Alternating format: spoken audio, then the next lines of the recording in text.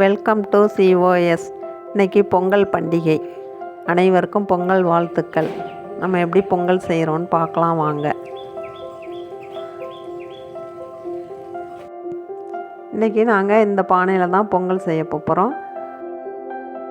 முதல்ல பட்டை போட்டுக்குவோம். இது நம்ம வெண்பொங்கல் வைக்கிறதுக்கு.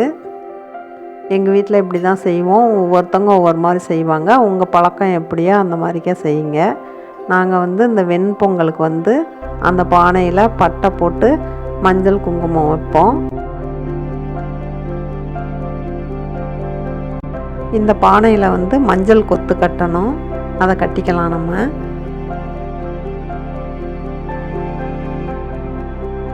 இப்போது இது சக்கரை பொங்கல் செய்கிற பானை. இதில் நாமக்கட்டியை குழச்சி நாமம் போடுவோம். நம்ம நாமம் போட்டுட்டு இதுலேயும் மஞ்சள் குங்குமம் எல்லாம் வைக்கலாம்.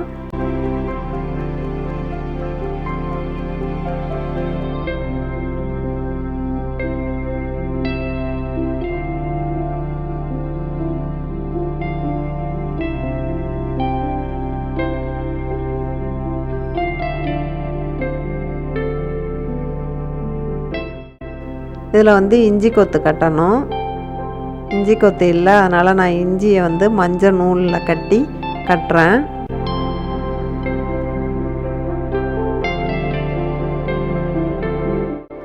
அரிசி எடுத்துக்குவோம். இப்போ 2 பொங்கலுக்கும் இந்த அரைக்காப்படியால் ஒன்று போட்டுக்கலாம்.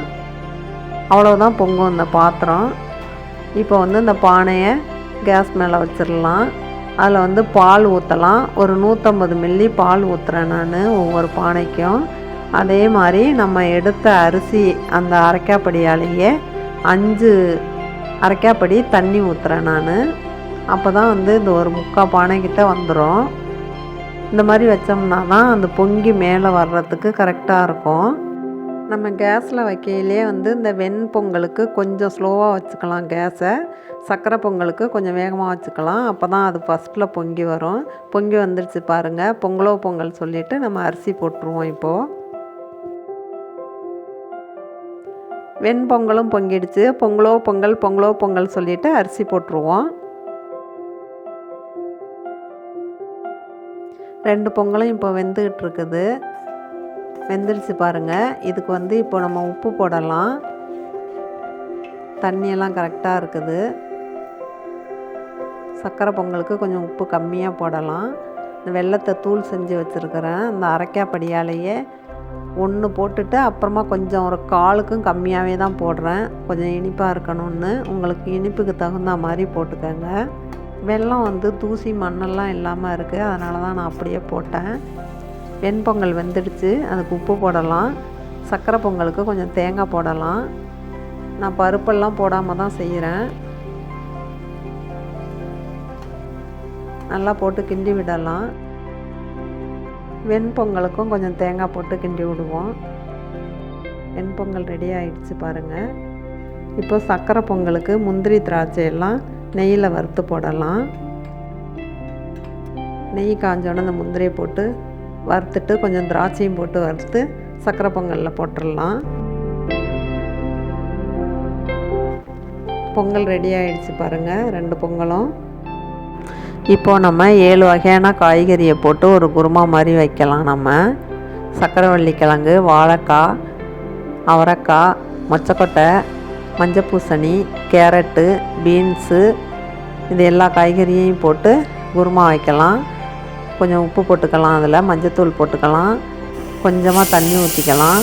ஒரு 2-3 விசில் வைக்கலாம் அதை.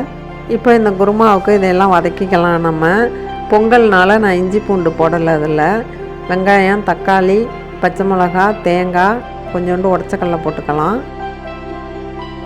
1 ஸ்பூன் ஆயில் ஊற்றி இதை வதக்கிக்கலாம். நம்ம முதல்ல வெங்காயத்தை போட்டு வதக்கிக்குவோம். வெங்காயம் வதங்கினோன்னே பச்சை மிளகாயையும் போட்டுக்கலாம். அதில் தக்காளியும் போட்டு வதக்குவோம். கடைசியாக தேங்காயும் போட்டு வதக்கிடலாம்.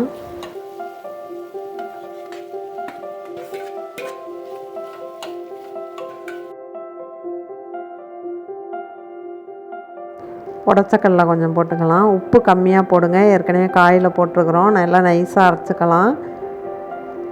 இப்போ காயை திறந்து பார்க்கலாம். காய் நல்லா வெந்து போயிருக்குது.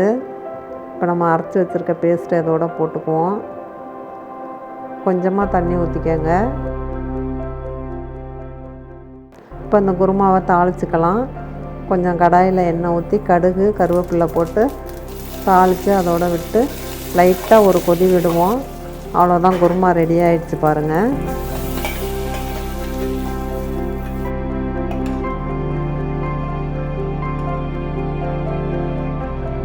பொங்கல் சாமி கும்பிட்டாச்சு. இந்த வீடியோ உங்களுக்கு பிடிச்சிருந்தால் லைக் பண்ணுங்கள், ஷேர் பண்ணுங்கள், கமெண்ட் பண்ணுங்கள், சப்ஸ்கிரைப் பண்ணுங்கள். தேங்க்யூ ஃபார் வாட்சிங்.